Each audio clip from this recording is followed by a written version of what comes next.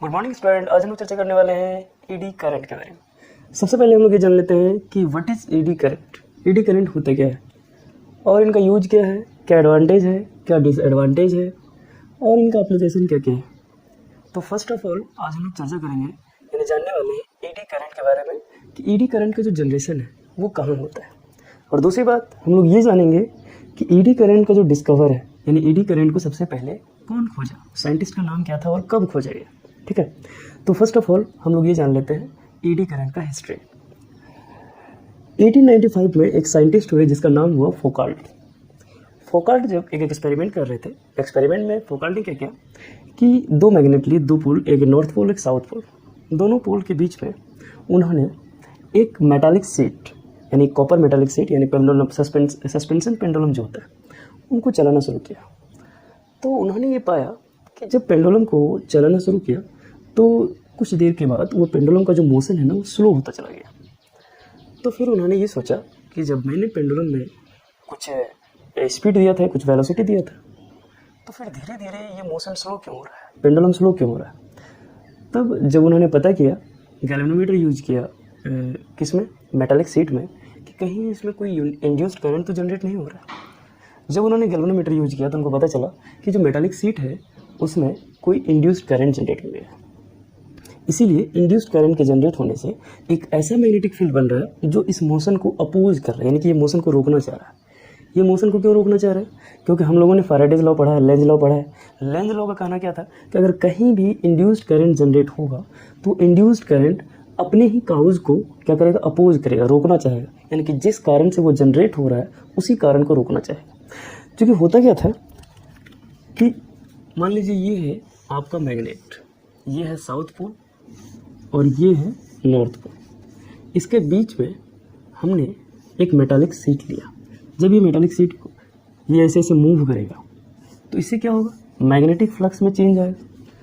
तो magnetic flux में change होने से ये जो मेटालिक सीट है ना, इसी में करंट जनरेट हो जाएगा और ये ऐसा करंट जनरेट होगा जिसके कारण ये जो मोशन हो रहा है ये पेंडुलम का, सस्पेंशन पेंडुलम का, ये मोशन को क्या करना चाहेगा, रोकना चाहेगा ये मोशन को। यानी कि इसमें यहाँ क्या बन जाएगा, नॉर्थ पोल बन जाएगा। यहाँ नॉर्थ पोल है तो इसके सामने में क्या बन जाएगा, नॉर्थ पोल। और आपको पता है कि इंड्यूस करंट में नॉर्थ पोल बनने से क्या होता है, करंट का डायरेक्शन एंटी क्लॉकवाइज हो जाता है। इसीलिए देखिए करंट का डायरेक्शन एंटी क्लॉकवाइज हो गया। ईडी को हिंदी में हम लोग बोलते हैं भंवर।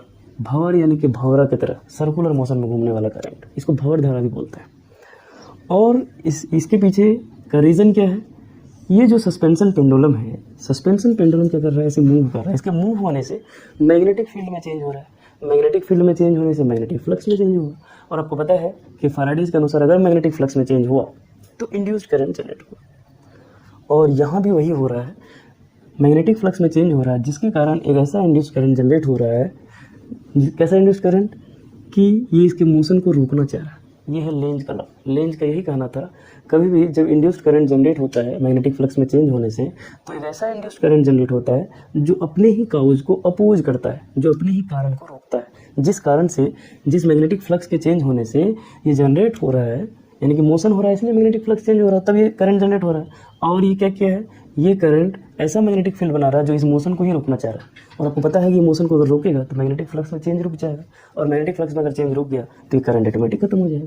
यानी कि अपने ही कारण को वो नष्ट करना चाह रहा है, डिस्ट्रॉय करना चाह रहा है। तो यही है ईडी करंट। अब देखिए सबसे पहले हम लोग ईडी करंट को डिफाइन कर लेते हैं। यही है फोकाल्ट। फोकाल्ट नाम के साइंटिस्ट जो है 1895 में ये ईडी नाम का जो करंट, क्या नाम का, ईडी करंट, इनका जो है सबसे पहले डिस्कवरी किया था, इनको खोज किया था। अगर हम लोग इसको डिफाइन करें, किसको, ईडी करंट को, तो कैसे डिफाइन करना चाहेंगे, वेरी सिंपल वे लिखेंगे, इट इज ए करंट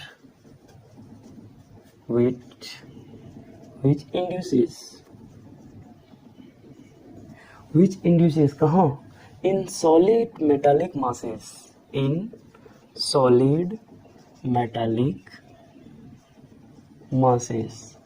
ये तो इंड्यूस्ड करंट है लेकिन ये जनरेट कहाँ होता है, सॉलिड मेटालिक मास में जनरेट होता है। ध्यान रहे ये जो करंट है इंड्यूस्ड करंट ही है। ईडी इंड्यूस्ड करंट यानी कि ईडी करंट इसको क्यों कहा गया, क्योंकि ये जो है सर्कुलर मोशन में होता है, इसलिए इसको ईडी करंट कहा गया। लेकिन ये कहाँ जनरेट हो सकता है, सॉलिड और मेटालिक मास होना चाहिए। इंसुलेटर में ये कभी जनरेट नहीं हो सकता। कोई प्लास्टिक में अगर आप सोचेगा कि वहाँ भी ईडी करंट जनरेट हो जाए तो वहाँ ऐसा नहीं होगा। सॉलिड भी होना चाहिए और मेटालिक भी होना चाहिए, मेटल होना चाहिए। मासेस व्हेन कब जनरेट होगा सॉलिड मेटालिक मास में? Magnetic flux is changes through them. जब इसके थ्रू यानी जब इससे होकर मैग्नेटिक फ्लक्स का चेंज होगा तब ये ईडी करंट जनरेट होगा। और ईडी करंट को हम लोग हिंदी में क्या बोलते हैं? भंवर धारा। तो सस्पेंशन पेंडुलम जब चलता रहेगा तो मैग्नेटिक फ्लक्स में चेंज होगा, मैग्नेटिक फ्लक्स में चेंज होगा तो आपको पता है इंड्यूस्ड करंट जनरेट होगा। और ये चूंकि इंड्यूस्ड करंट जो है सर्कुलर इंड्यूस्ड करंट है, इस तरह से भंवर की तरह घूमता है, ईडी की तरह घूमता है, इसीलिए इसका नाम पड़ गया ईडी करंट। और इसको खोजने वाले साइंटिस्ट का नाम है फोकाल्ट।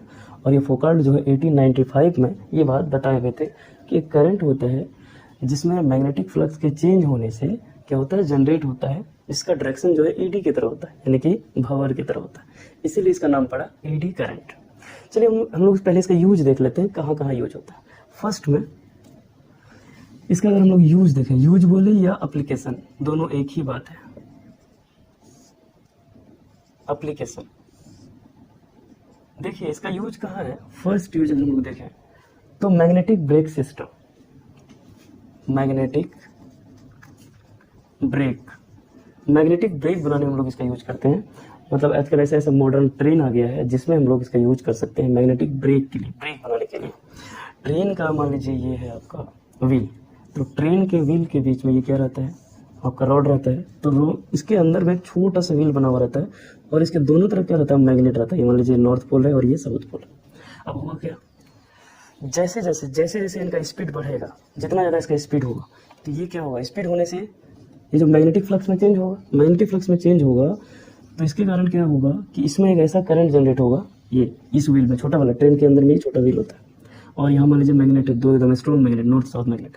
जैसे ही जितना स्पीड से घूमेगा इसका मैग्नेटिक फ्लक्स में चेंज होगा तो ये वाला व्हील में जो है ना क्या होगा? ईडी करंट जनरेट होगा और ट्रेन की स्पीड को कंट्रोल में रखेगा और जरूरी पड़े तो इसमें ब्रेक भी लगा सकता है।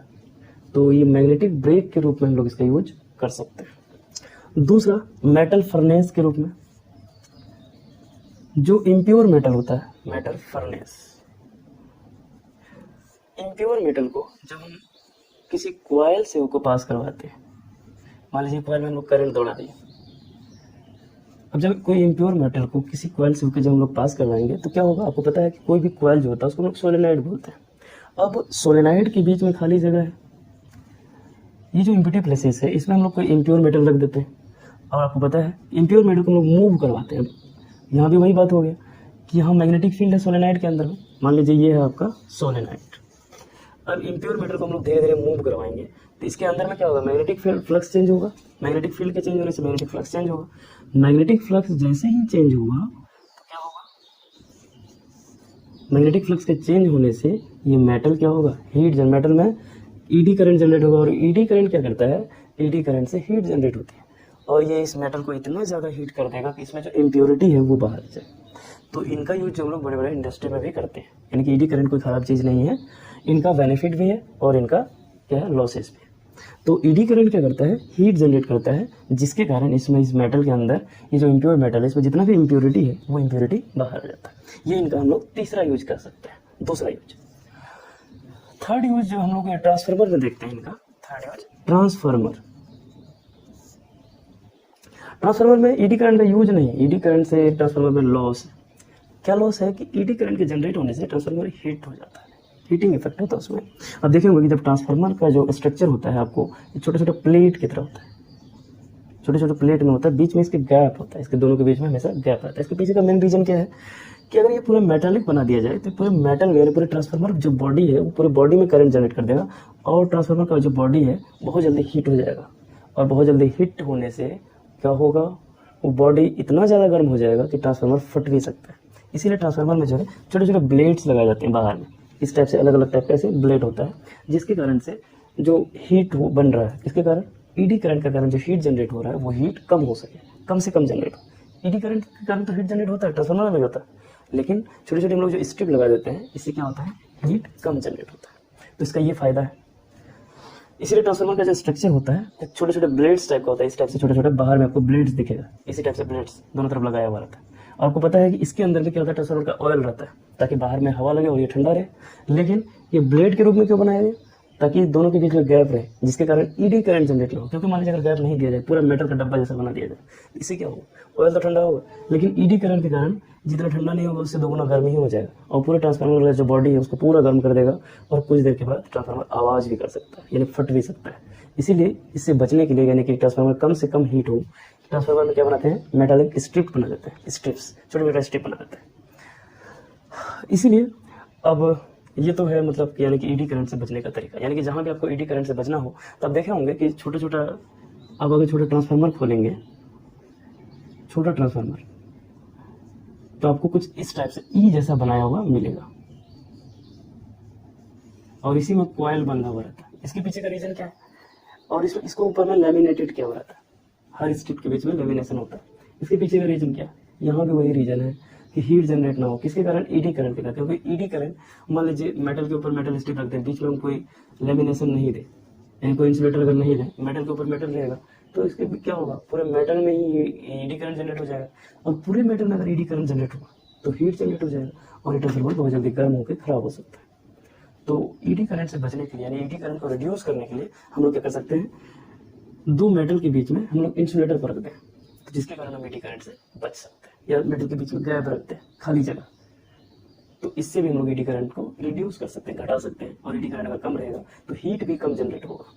तो ये सब डिमेरिट्स है ईडी करंट का, कुछ मेरिट्स भी है, कुछ डिमेरिट्स भी है, यानी कि कहीं ईडी करंट का फायदा भी है, कहीं ईडी करंट का नुकसान भी है। तो ये था पूरा ईडी करंट पे आधारित वीडियो। नेक्स्ट जो हम लोग वीडियो लाने वाले हैं वो लाने वाले हैं सेल्फ इंडक्शन।